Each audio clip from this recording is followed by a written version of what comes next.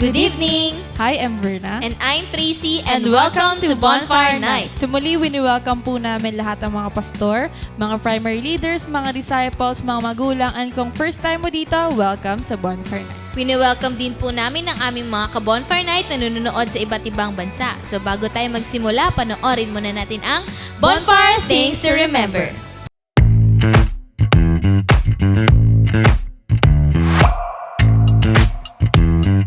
Here are your bonfire things to remember.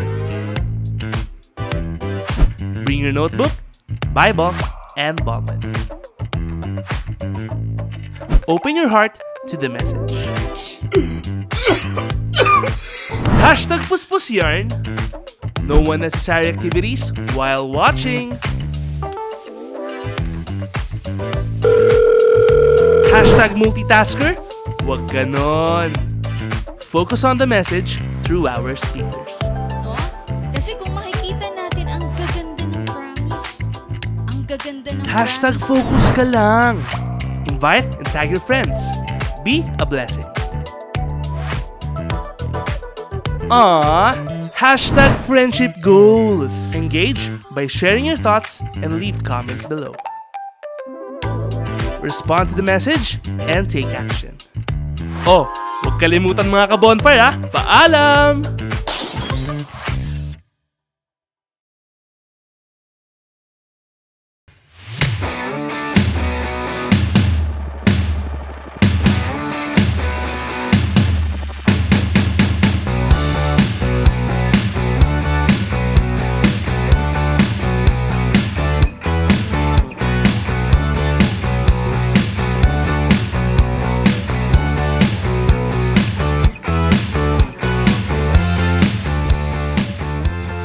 So, praise God sa ating Bonfire Things to Remember. So, tayo mga ka-bonfire, habang nanonood po tayo ng ating live, maging mindful po tayo. Make sure po natin na tayo ay nag-engage habang ongoing po yung ating gawain, and wag po natin hayaan na tayo ay ma-distract, kundi tayo po ay mag-focus sa panonood ng ating live.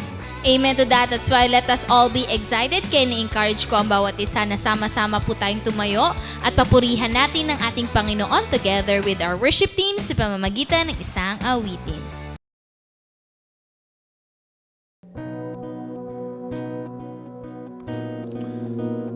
Tonight, we know in our hearts that we are redeemed by you. I am redeemed. Thank you, Jesus. Come on, church. Seems like all I could see was the struggle. Haunted by ghosts that live in my past. Bound up in shackles of all my failures. Wondering how long is this gonna last? But you look at this prisoner and say to me, son, stop fighting the fight that's already been won. I am redeemed. You set me free.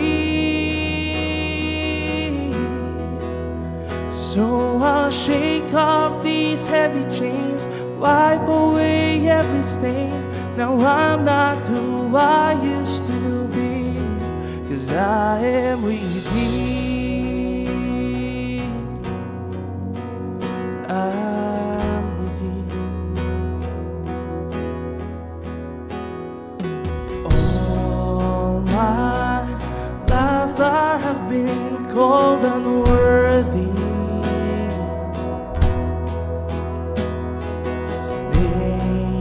By the voice of my shame and regret.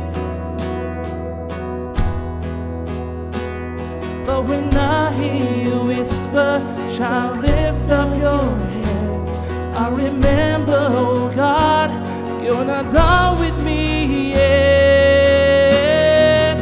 I am redeemed. You set me free. So I'll shake off these heavy chains, wipe away every stain. Now I'm not who I used to be. I am redeemed. You set me free. So I'll shake off these heavy chains, wipe away every stain. Now I'm not who I used to be, because I don't have to be an old man inside of me. This day is long dead and gone, because I have a new name, a new life. I'm not the same, and I hope that will carry me home. I am redeemed. You set me free. So I'll shake off these heavy chains, wipe away every stain. No, I'm not who I used to be. I am redeemed. You set me free. So I'll shake off these heavy chains, wipe away every stain. Now I'm not who I used to be. Oh God, I'm not who I used to be. Jesus, I'm not who I used to be. I am redeemed.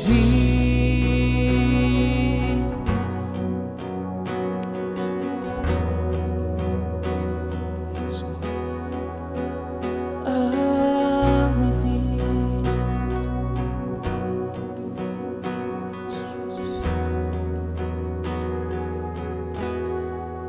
Thank God, redeemed.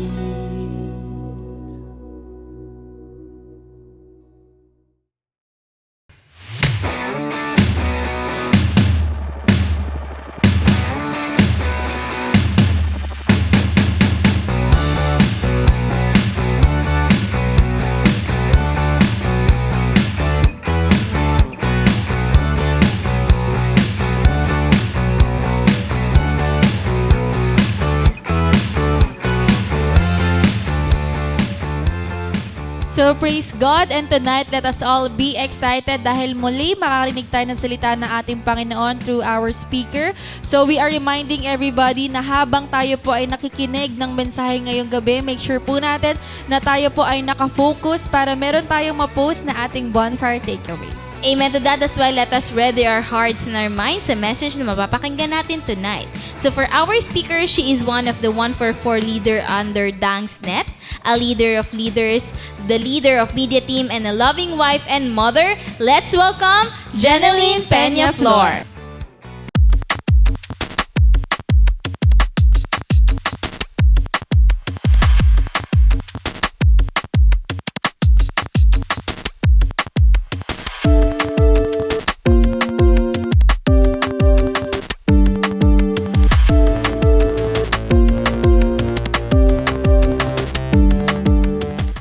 Ayan, good evening mga ka-bonfire and welcome muli sa ating bonfire night. And nagpapasalamat ako ulit muli sa Lord for this another opportunity to bring a message to you tonight. Good evening po sa lahat ng ating mga pastors, kana Pastor Rami, Pastora Adele, at po ng mga CGS pastors po natin and mga primary leaders and mga co-leaders po natin. Ganun din po sa ating mga bonfire admins.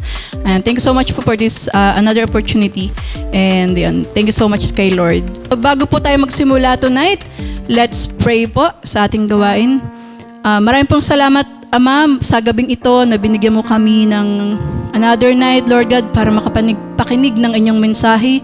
Dalangin po namin ang pagkilos ng inyong banal na Espiritu, Lord God, at sa mga revelations mo, dalangin ko na ang pagkilos ng inyong banal na Espiritu ang siyang mangusap sa bawat isa sa amin, sa mensaheng dadalhin mo sa amin. Ikaw po ang manguna sa akin bilang magpapahayag ng mensahe mo, Lord God, at ikaw po ang kumilos sa bawat makikinig, sa mga nais mo pong iparating sa amin individually, personally, Lord God. Ikaw ay magministeryo sa tulong ng inyong banal na Espiritu, Lord God. Nataas po namin ang gawain ito sa inyo, sa pangalan ni Kristo Jesus. Amen. So yung tonight po, ang i-share ko po sa inyong message. So matatagpuan po natin siya sa 2 Peter 3 verse 18. Sabi po dyan, "But grow in the grace and knowledge of our Lord and Savior Jesus Christ. To Him be glory both now and forever. Amen." Ayan. So yung team po natin tonight sa ating gawain sa Lord ay, pinamagatan ko po siyang committed to grow. Ayan. So yung word na, mahalaga tong word na committed and yung word na grow. Ayan. So sa journey po natin sa ating spiritual life, naalala ko, meron pong message si Pastor sa ating online simbahay every Sunday. May binanggit po si Pastor na nung dineliver niya yung message na yon, nag-enlighten din siya sa akin and nag-strike siya sa akin personally. Binanggit niya doon yung sabi niya na merong 3 components ang faith: obedience, submission, and commitment. So tonight po, i-emphasize po natin yung word na commitment. Yan. So yung one of the testing of our faith is matatas po yan sa ating commitment po natin. So ano nga ba yung ibig sabihin ng commitment or yung taong or committed person? So yun, tumutukoy po yan kapag kinumit natin yung sarili natin into something or certain gawain, or dinedicate natin ang sarili natin sa isang bagay dahil gusto natin itong i-pursue o may gusto tayong mangyari. So a committed person is dedicated with what he does, giving his heart and passion for it. Ayan. So marami naman sa atin, iba-iba yung commitment na meron tayo. Example, yung mga housewife. Committed housewife na ginagawa nila yung gawaing bahay. Yan yung mga committed working husband. Committed sila para makapag-provide para sa needs ng family nila. Yung mga student naman, committed sila para ma-pursue nila yung dream na pwedeng dream career nila or dream path ng journey nila sa future. Meron namang mga committed worker, ginagawa nila yung commitment nila yon, hindi lang para kumita, kundi para magkaroon sila ng promotion. Meron din naman na committed na mga business owner, pinupursue naman nila yung success para dun sa business nila. Ayan. So wala namang problema dun, walang masama dun. No, kasama talaga yan sa buhay natin bilang mga tao. Pero, ang buhay na hindi pinupursue yung spiritual growth will be a big miss in this lifetime when we neglect our commitment to grow in Christ. Kasi sabi nga sa main verse natin, di ba, sa 2 Peter 3:18, "But grow in the grace and knowledge of our Lord and Savior Jesus Christ." So ibig sabihin tong verse na to, pagpapaalala sa atin na it is essential for us to have a spiritual growth or ma-experience talaga natin spiritual maturity. Many of us started having the desire to grow, no, sa faith natin na makakilala sa tunay na Diyos. Lahat naman tayo nag-start na parang gusto nating makilala si Lord. Diba? Nag-start tayo na, nag-desire tayo na gusto pa nating malaman kung ano yung meron sa Bible. Gusto rin natin magkaroon ng pagbabagong buhay. Ayan. Kaya praise God kasi tayo rin ay isa sa mga naabot, no, ng mga taong masigasig kay Lord na nag-embrace sa vision, na sharean tayo ng Word of God. At andito na tayo sa stage kung saan ano yung way natin para magkaroon tayo ng perseverance during this lifetime journey natin spiritually. Kasi, pwedeng magsimula tayo, pero hindi natin tinatapos. Ayan. So yung one of our goal is to grow and it requires commitment talaga. Yung meron tayong heart and mind, dedicated tayo to grow. Ayan. So isang committed person nga lang na naobserbahan ko na marami sila ganun yung pattern eh. Observation ko lang. No? Example, ito yung mga committed sila, pero sa umpisa lang. For example, yung mga nanliligaw. Ayan. Ganun yung commitment nila. Committed sila dun sa person na suyuin, dalawin, bilan ng kung ano-ano. No? Nagpapa-impress ng kung ano-ano na parang kala mo talagang sila yon. No? Pero katagalan, lumalabas yung talagang tunay na kulay. Ayan. Naghihintay sila ng sagot, kakapurso dun sa person na gusto nila.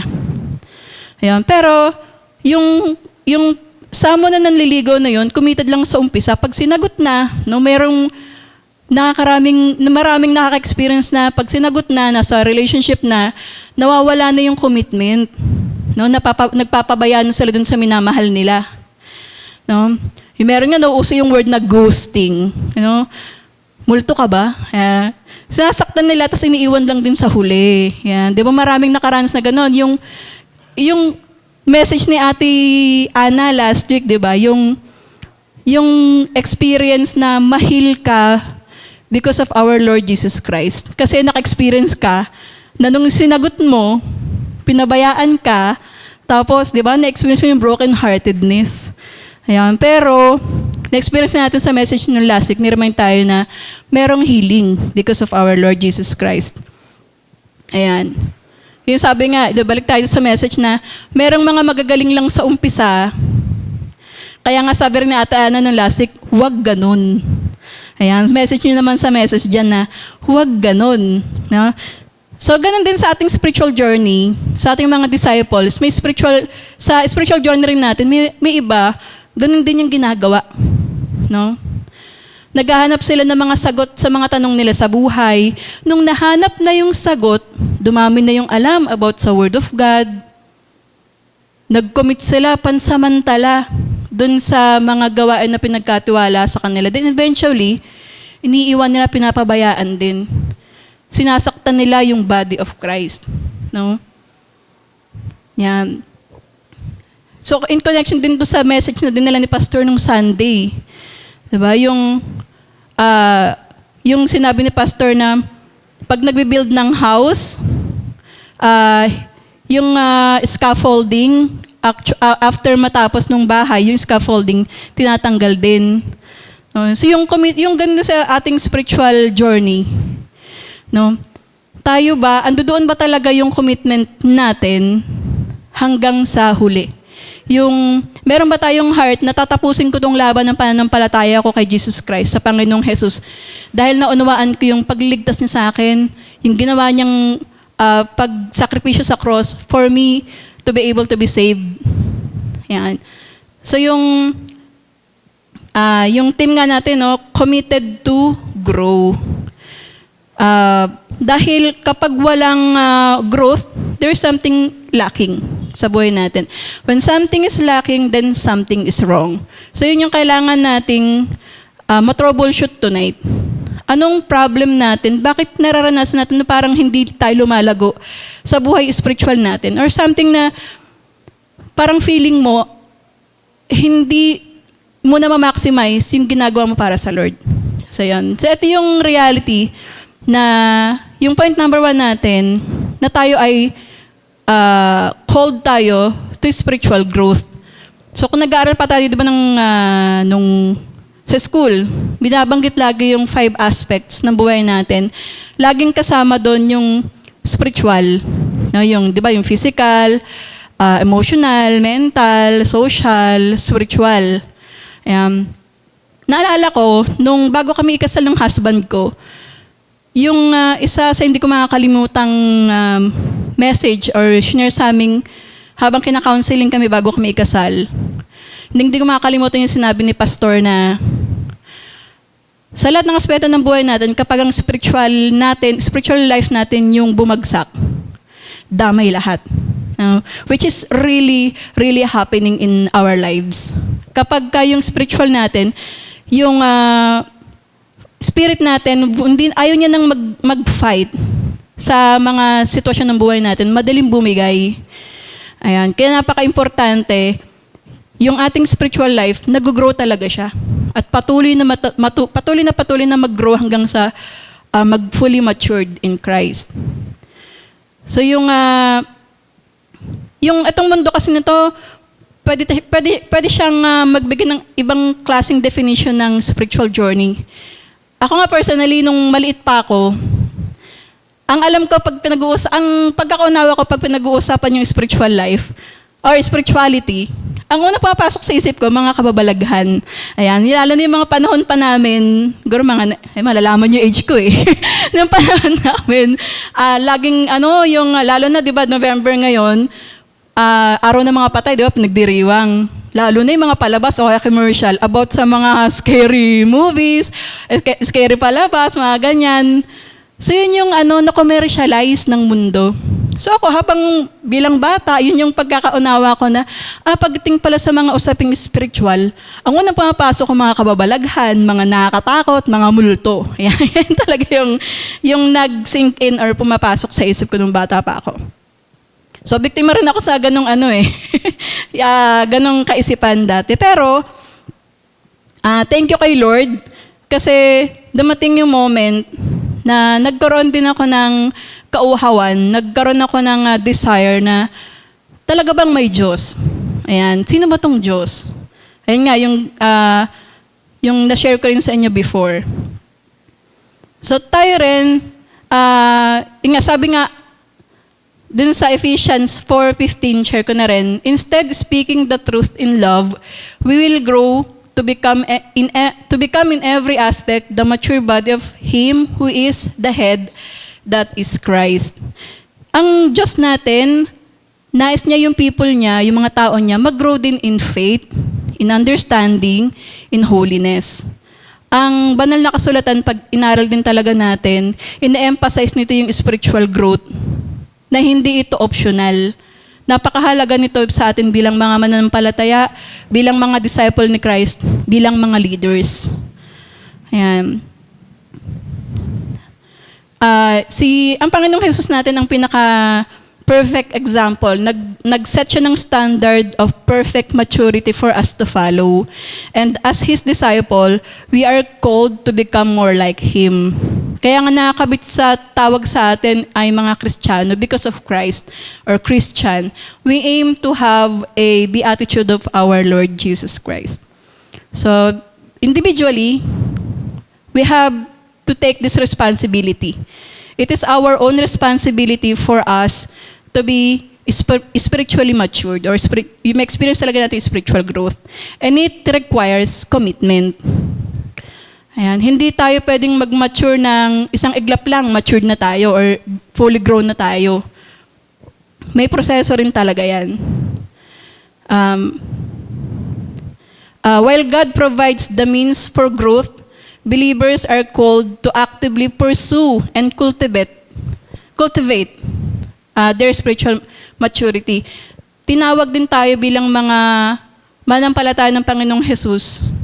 Pag-igihan din natin na tayo ay mag-mature. No? Meron tayong, dito sa atin sa vision na ginagalawan natin, naalala ko nga sabi ni Pastor, ang vision walang problema. Sa atin lang yung may problema. Pag yung attitude natin about the vision, mali yung attitude natin.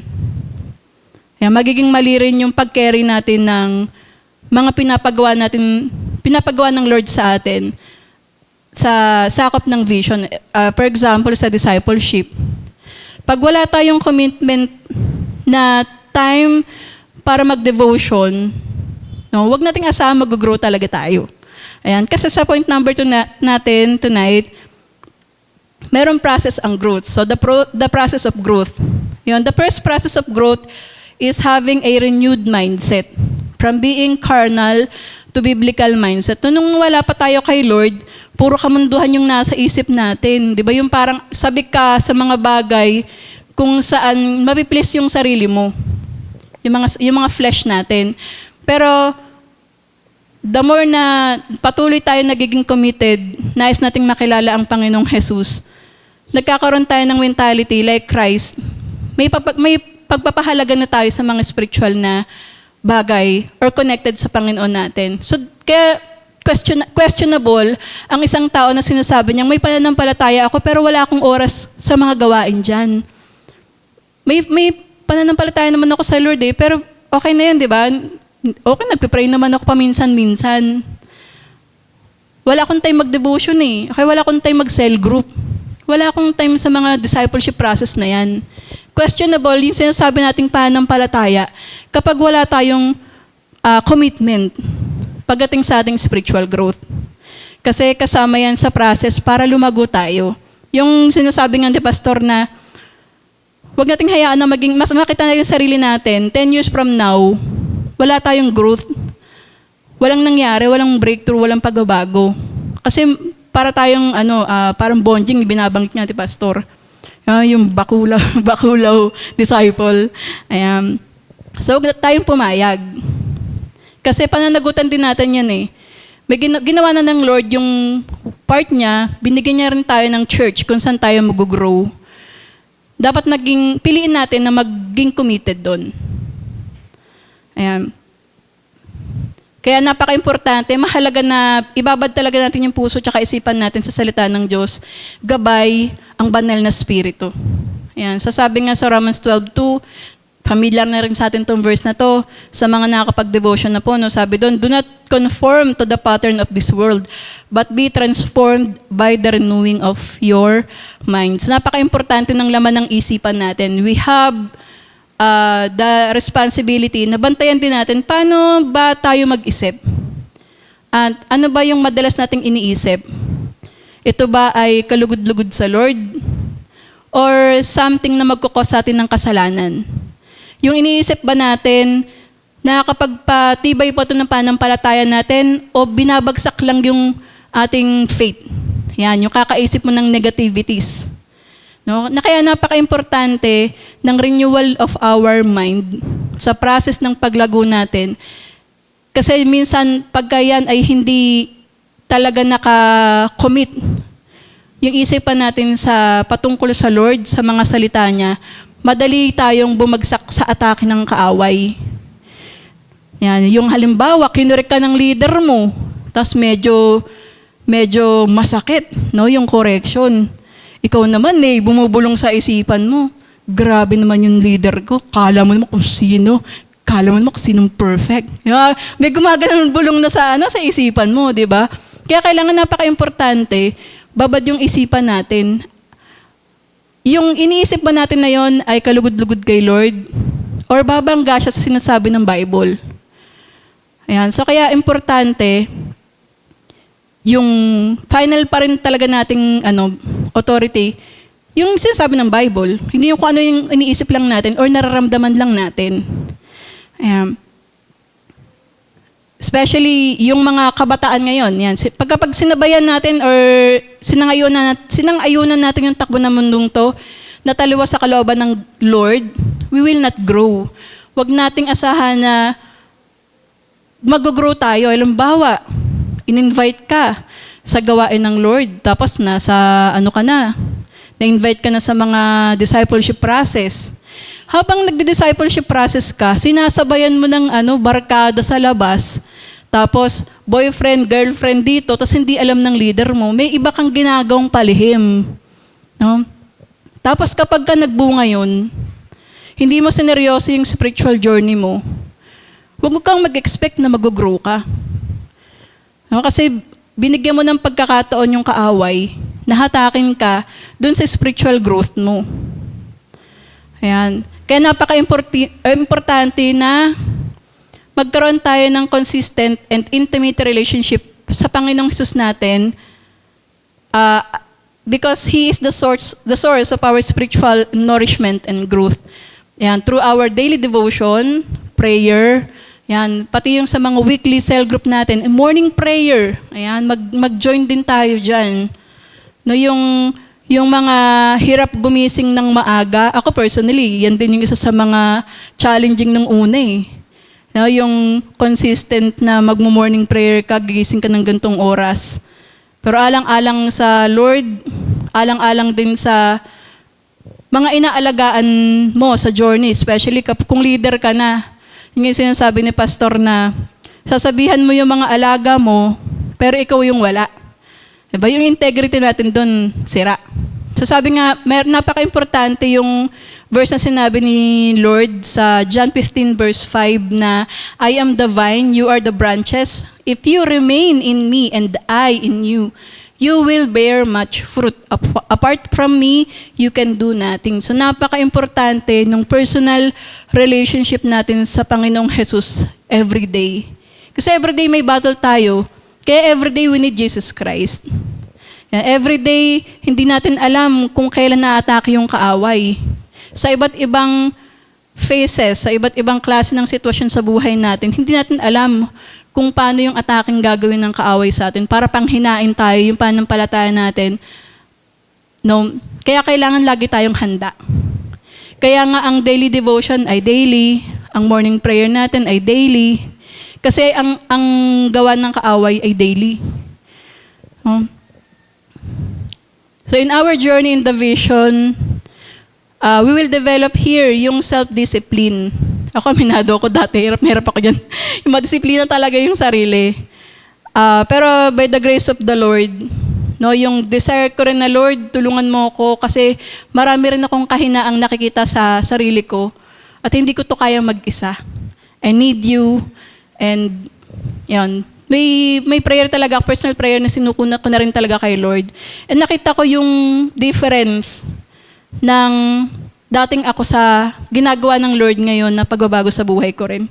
Together with my co-disciple and co-leaders. Ayan. Kapag hindi natin naging lifestyle yung mga gawain sa Lord, malaki yung tendency, no, yung growth natin bumabagal. Kundi bumabagal, totaling humihinto, and yung the worst pa talaga, tayo yung mawawala. No? Kaya yung part ng process ng growth, kasama dyan talaga yung trial and testing. Take nyo na po talaga. Ito yung reality na hindi talaga natin, hindi ito mawawala sa realidad na may Diyos ka man o wala sa buhay, andyan ang testing. Ang difference lang natin na meron tayong Panginoong Jesus sa buhay, alam mo na kung paano lumaban ng may Diyos. Dati talagang papunta ka sa depression, gusto mo na lang tapusin na lang ng isang iglapan, isang patayan na lang to, di ba? Pagka wala kang Diyos, ganun yung lagi mong thinking. Pero dahil may Panginoong Jesucristo ka na ngayon, ando doon yung hopeful ka lagi. Lagi kang palaban sa mga problema sa buhay. Hindi ka na maubusan ng hope. Kasi yung kalasag mo, yung puso tsaka isipan mo, kinumit mo sa pag-memorize ng verse. Pag-take note ng mga importanteng pangako ng Diyos. So kapag may mga ganong atake, alam mo kung paano lumaban. Yung lumalaban ka na kasama si Kristo. Ayan. Napaka-importante ng commitment sa growth natin, yung process ng growth natin. Mahirap po kasi kapag ikaw yung tao na may konting misunderstanding lang sa loob ng church or mga kasama mo, matitisuring ka pa rin o kaya madali kang masaktan or lahat na binibig deal mo pa. To the point na ang tanging mong solusyon is maghanap ng another church. Yung tinatawag na church hopping, yung para kang grasshopper, ang tawag sa Tagalog, yung tipaklong na Kristiyano, patalon-talon. So ano yung epekto nun sa journey mo bilang isang disciple na you claim you have Christ pero wala kang commitment kung saan ka tinawag ng Diyos para mag-grow dahil ay ka nakatingin sa imperfections ng ibang nasa paligid mo. No? Ang mangyayari sa'yo, katulad ng mga estudyanteng nag-aaral, patalon-talon or pa-stop ng ang daming absences, ang daming stop, bumabagal yung growth nila, bumabagal yung level up nila. Sana grade 5 na or tapos na ng high school, grade 1 pa rin. No, sa spirituality natin ganun din. The more na lagi kang patalon-talon ka kung di mo alam kung saan ka talaga magpipirme, ang tendency niyan, lagi ka mag-uumpisa sa umpisa. Wala kang natatapos. Yan. So napaka-importante yung meron tayong endurance, perseverance, during trials and testing. Ayan, sabi nga ni Pastor Den ng Sunday, huwag nating iwanan yung journey natin dahil na-experience natin na nahihirapan tayo or nasaktan tayo. Kasi ang totoo, wala ang reward sa gitna. Walang reward sa unahan. Ang reward lagi ng Lord nasa dulo. So kaya, choose to persevere and keep believing na may growth in every trials and testing. Di naman ialaw ng Lord yan nang di mo kaya. Sabi nga sa 1 Corinthians 10:13, di ba? Magtiwala ka lang sa Lord, lahat yan may solusyon ang Lord. Ang Panginoong Hesus, hindi yan mauubusan ng solusyon na ibibigay sa isipan mo, sa puso mo, para malagpasan lahat ng trials and testing na yan. Kung na-experience mo na nasaktan ka ng kapatiran, for example, sa loob ng body of Christ, na-experience mo nasaktan, feeling mo na backbite ka, praise God. Kasi chance yan para ma-practice mo to, yung sinasabi sa Bible na forgive 70 times 7.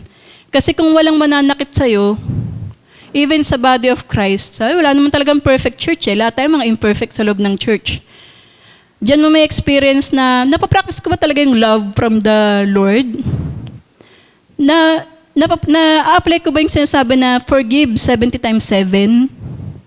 Napapractice ko ba talaga na love my enemy? Ayan. So, realizing na lahat talaga tayo nasa proseso pa ng pagbabago at paglago. Ayan. So, kung na-experience mo na mula nung nakakilala ka ba kay Lord, parang feeling mo mas dumami yung pagsubok, praise God. Kasi di paparanas ng Lord sa'yo yan kung di mo nga kaya.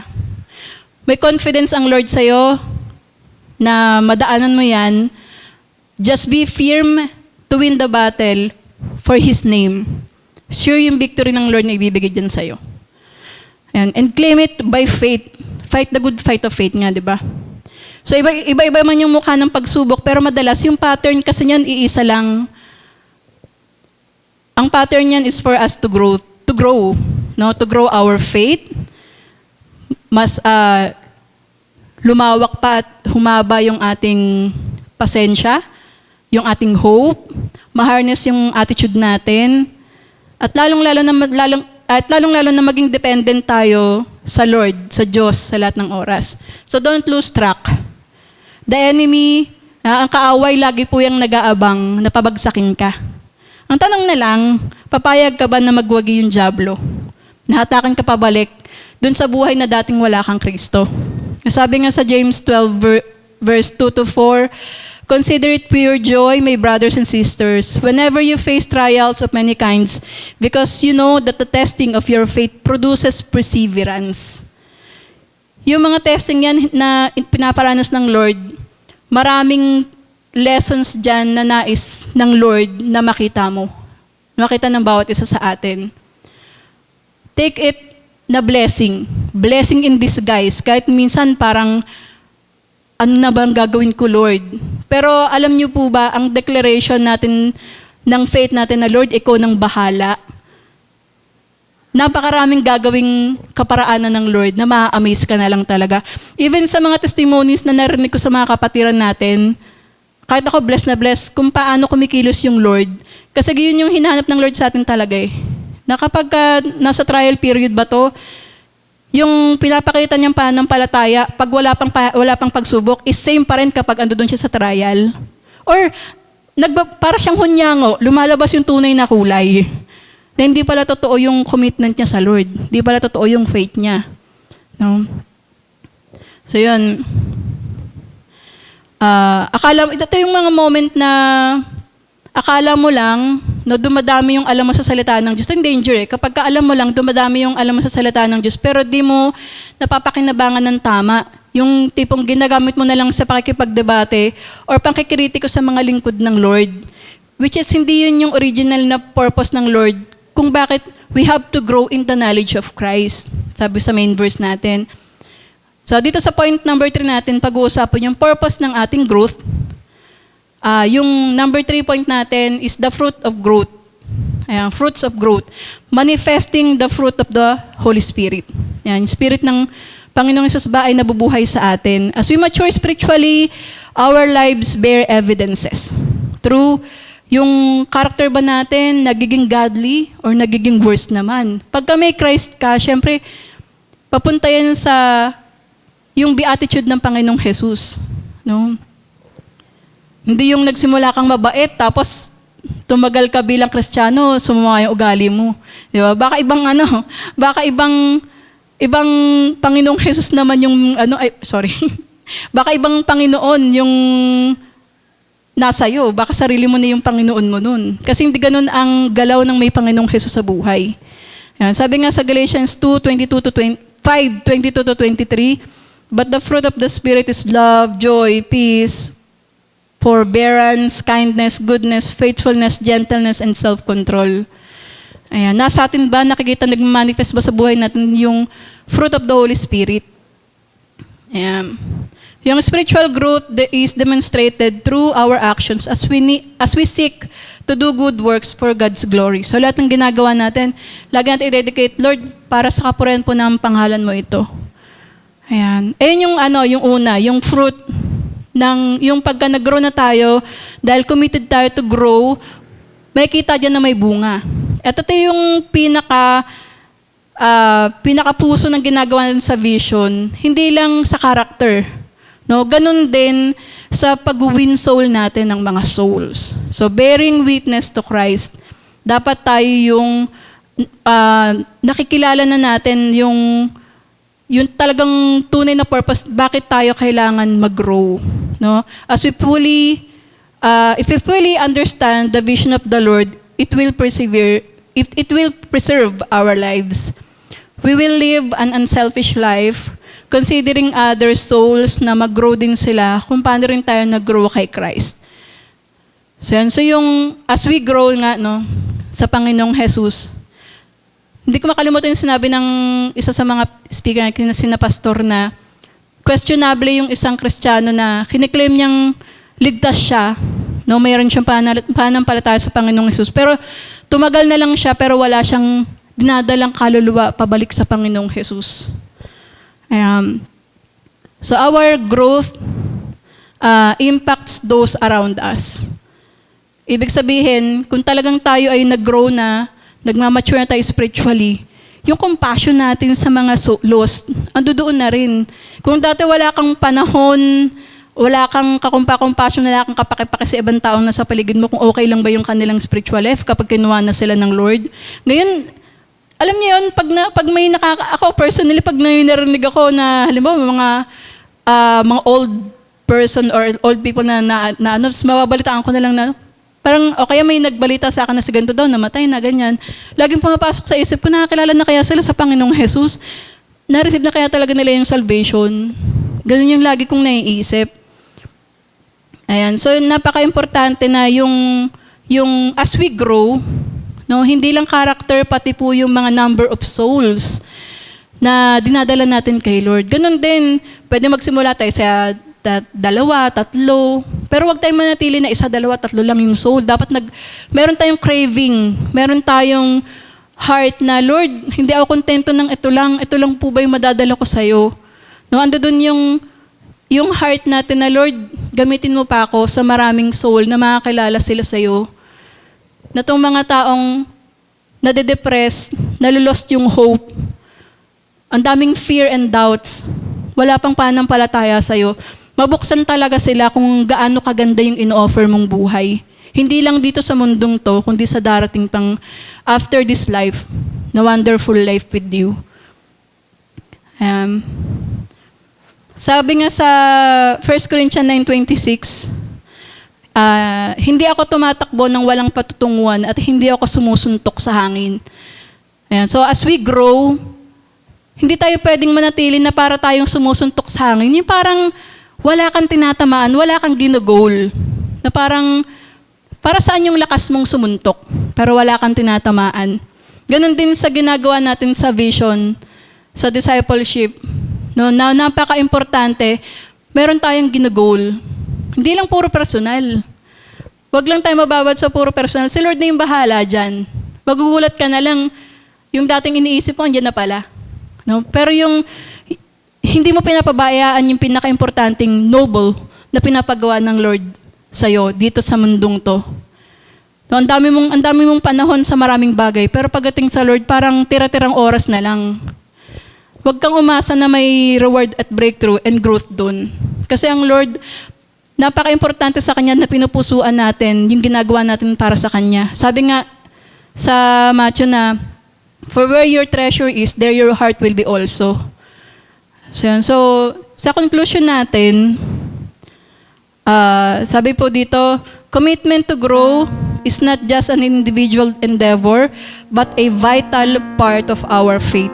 By embracing spiritual growth through prayer, scripture, and community, we cultivate a deeper relationship with God and produce fruits that benefit both ourselves and others. So, yun. So everyone can claim that they have faith, pero questionable yung mga taong walang time sa Lord, walang commitment to grow in Christ. So kailangan po natin i-troubleshoot yan. Talaga bang may pananampalataya ako, pero parang bakit hindi ako makapaglaan ng oras kay Lord? Pero ang dami kong oras para makipagmarites. Ang dami kong time para sa Facebook, sa Netflix, sa YouTube, sa Wattpad. Diba? So something is wrong kapag nasa ganung path tayo. So kailangan natin siyang ipaayos sa Lord, so hindi pa huli ang lahat. Ang Panginoong Jesus natin ay gracious siya sa mga wholeheartedly pure heart na hinahanap siya. Yan. Kasi ang tunay na may pananampalataya, committed yan kung saan ando doon yung presence ng Lord. Sabik siya sa mga bagay na spiritual at kung paano pa siya mag-grow at magpapagamit din sa advancement ng kingdom ng ating Panginoong Jesus. So yun lang po yung iwan ko sa inyo tonight. Maraming pong salamat and glory to God po. Let's close in prayer po. Hallelujah, Father God. Ama, maraming pong salamat sa reminder mong mensahe sa amin tonight na napaka-importante po ng commitment namin para mag-grow sa inyo, Panginoong Jesus. Maraming pong salamat sa pagsama ng inyong Banal Espiritu at sa mga revelations mo sa gawain tonight dito sa Bonfire. Pagpalain mo po lahat ng mga nakapakinig at lahat po ng mga anak mo na willing to commit their lives for you, willing to die for you, and willing na magamit ang buhay nila alang-alang sa pinapagawa mo sa amin sa vision, alang-alang sa mga kailangan din ng Panginoong Jesus sa buhay. Tulungan mo na ang bawat isa sa amin, Lord God, na hindi ma-waste ano man yung natutunan namin sa mga salita mo, magamit namin ito ng tama para makapag-ministeryo pa para sa iba. Maraming pong salamat, Lord God. Nadalangin po namin ito at yung katagumpayan ay para sa inyong kapurihan sa pangalan ni Jesus. Amen and amen.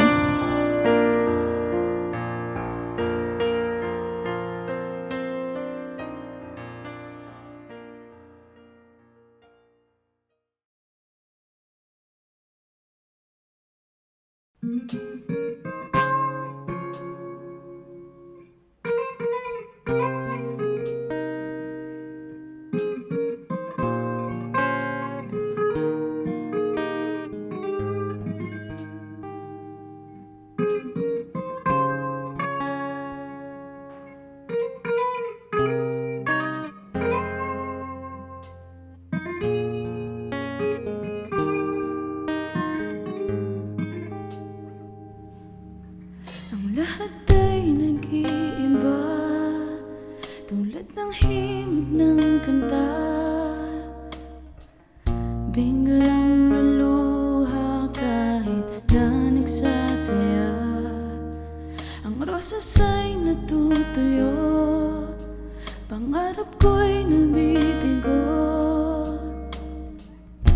Maging lakas ng puso ko'y naglalaho. Jesus, pag-ibig mo ang tanging di nagbabago. Pakinggan mo ang awit ko. Di nagbabago ang pag-ibig mo sa'kin. Kahit anong mangyari, ako'y mahal mo pa rin. Mula pa kahapon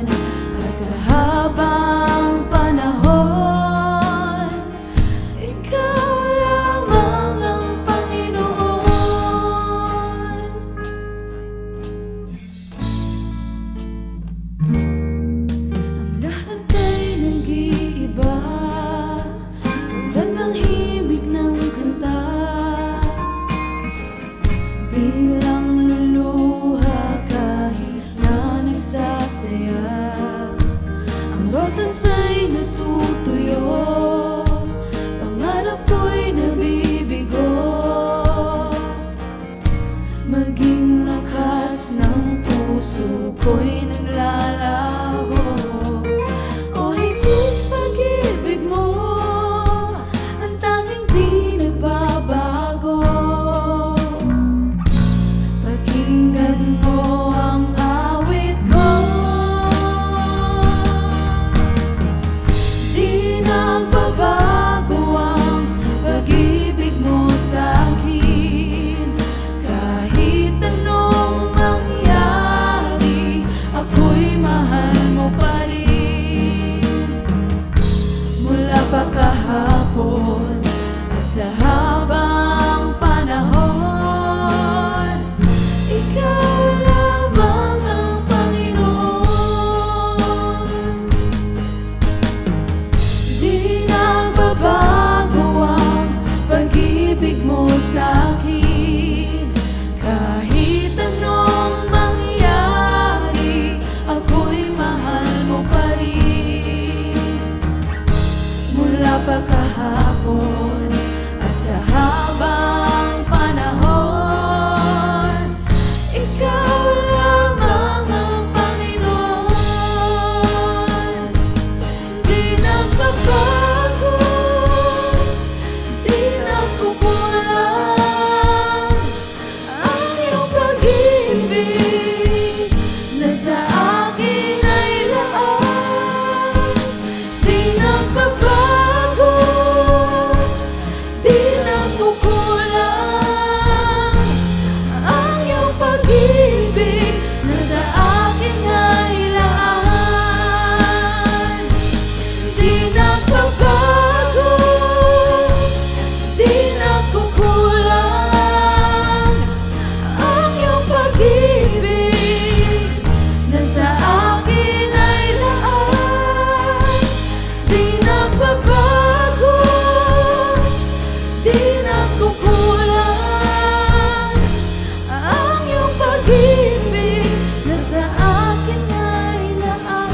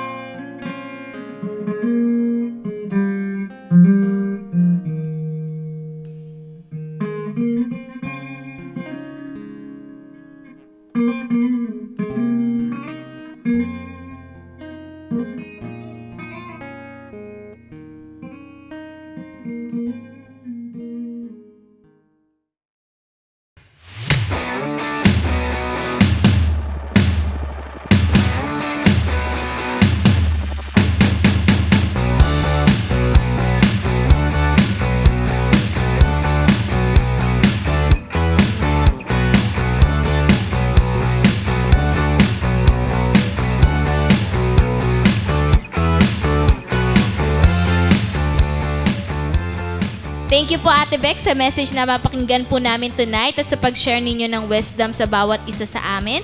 And we know that all of us also learned something, kaya we encourage everyone to continuously post your takeaway lines using these hashtags.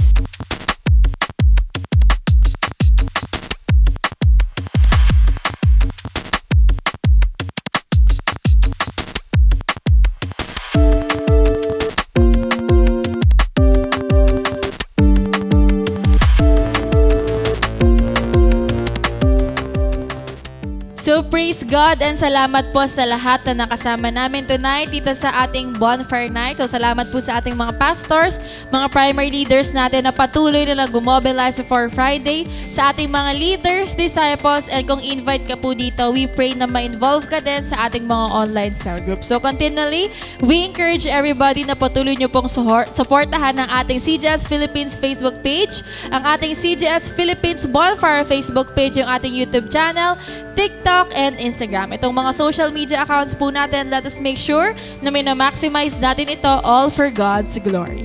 Amen to that, and we continuously invite everyone sa darating na Sunday online simbahay. So patuloy po tayong mag-rally ng ating invitation. Sabado pa lang, andun na ninararally na natin ang ating mga invitation sa ating mga friends, family, colleagues, and mga cell members, and also mga invites para rin sila ay bless sa message na ihatid sa atin ng ating butihing pastor, Pastor Rami Henares Jr. So, thank you and God bless.